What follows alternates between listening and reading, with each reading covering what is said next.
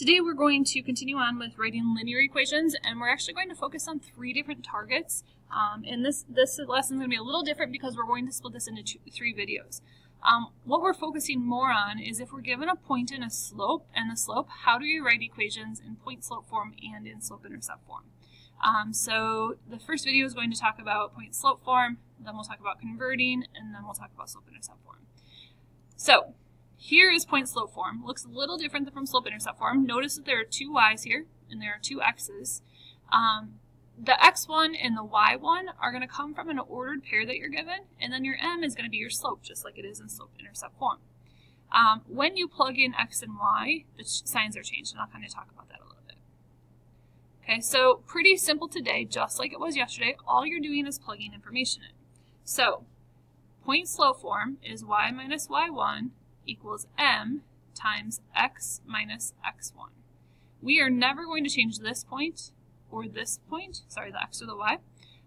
We're going to plug values into x1 and y1. Okay, so for each of these, you're given a point and the slope, and we're just going to plug those in.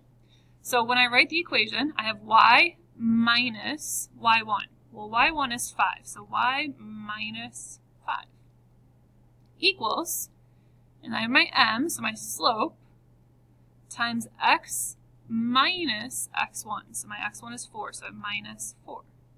Once you plug that in, you are finished. That's all you have to do. Okay, so look at B.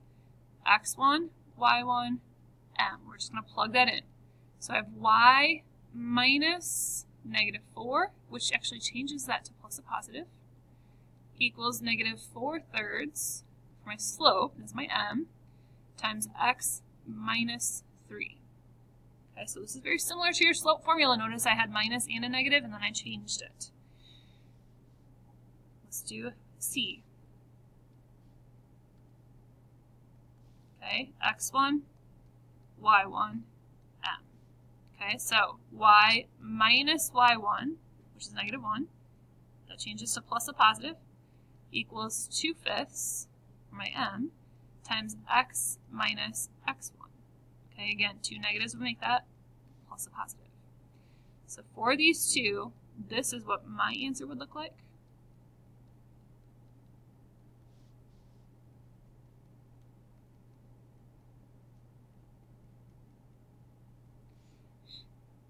Okay, and then the last one.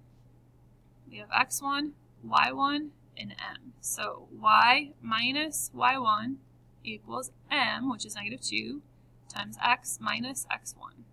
So change that to plus a positive, and you are good. So it really says y minus 3 equals negative 2 times x plus 1. Okay, what I want you to do is go ahead and try these 4 guided practice problems and then have them checked. Once they're checked, you will go on to the next video in the lesson.